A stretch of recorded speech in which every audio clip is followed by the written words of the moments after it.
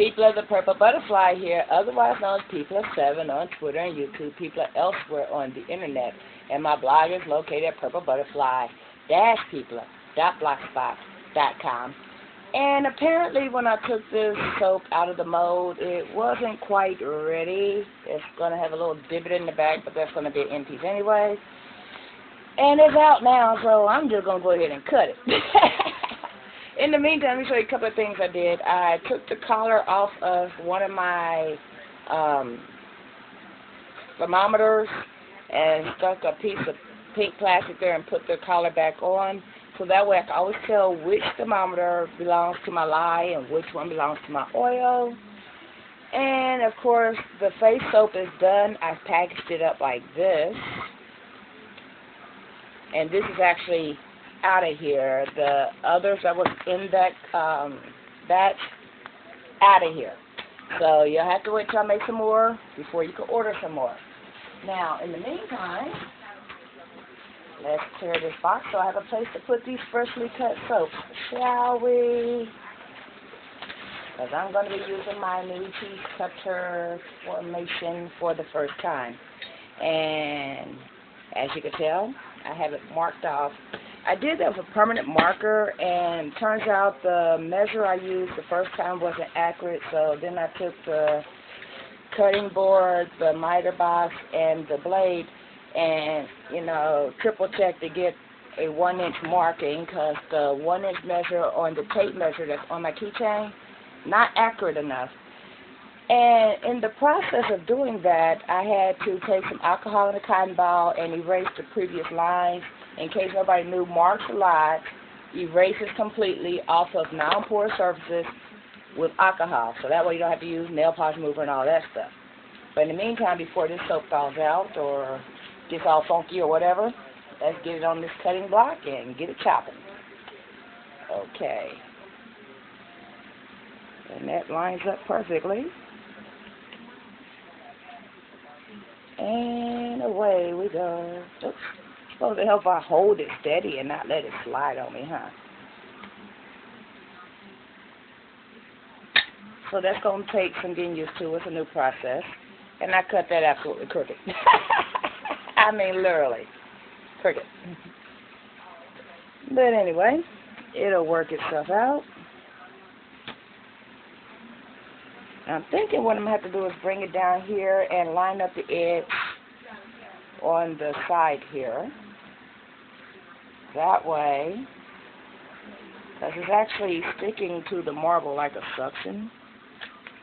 But if I line it up, then when I cut it, I put my thumb there and it can't slide away.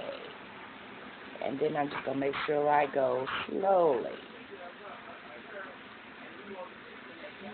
And that's not going to be a good idea because that puts me right in line with the blade itself. So let's slide that over just a little bit. Don't worry, give me a few slices and I'll be doing this like an old pro. But that came out much better. Look at it. Almost perfect. Except for apparently the bottom has a little divot. Probably when I was trying to push it out the mold, and it'll settle back to a flat surface as it sets, I guess. I don't know.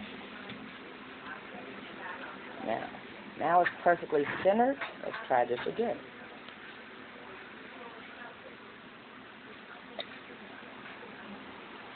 Yeah, perfect. Look at there. 1 inch all the way around. And now that I have fine-tuned my recipe and I know what I'm doing with it, I will be making much more of the oatmeal soap. And it's time for me to learn how to make a goat milk soap because someone ordered a yogurt goat's milk soap, which I made originally out of melt and pour. So I'm going to have to order some melt and pour. But wouldn't it be lovely if somebody says, hey, I need more of that yogurt goat's milk soap. I just go to the kitchen, get the ingredients, boom, stick the stick blender in there, boom, I got soap. You know, which is what I've kind of gotten used to. So then when someone orders one of the melt and pour favorites, it's like almost my brain goes, huh? How did I do that? You know, so that's a weird feeling. And I'm going to get into the practice of not only converting, my most popular recipes into cold process, but the ones that were novelty. Goat's milk and yogurt was kind of a novelty thing. It was like I couldn't decide between the yogurt and the goat's milk, so I mixed the two together. And I'm going to have to figure out how to make a cold process version of that, and how to process a milk soap and a yogurt soap in the same batch. This whole thing has been a learning process, and I am a good student when I am the teacher to myself. So, we learned that with the drama of the coffee oat milk thing in previous videos. Turns out I panicked for no reason whatsoever, but hey, it never happened to me before, and I didn't know, so, Like I said, that piece that was all divoted up, in piece, so it doesn't matter. Because the piece I just cut it from, perfect. Ta-da. Smells just like Downy. And this little piece, I think I'll just go ahead and cut some samples out of it. Yep. Because I can.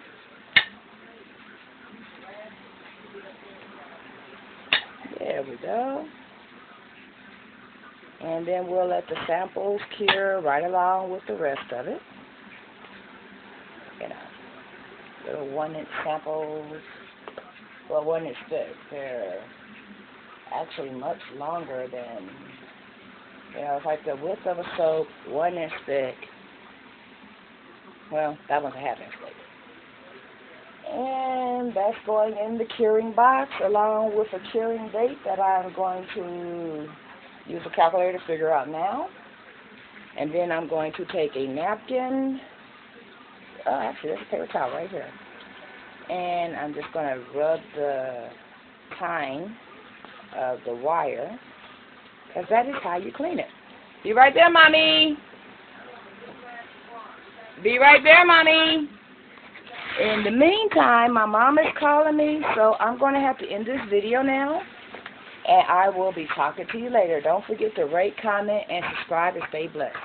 Bye now. Oh, I almost forgot. These got to come out the mold, but these, all I got to do is pop them out. So, don't forget to rate, comment, subscribe, stay blessed. Bye now. I'm here to help.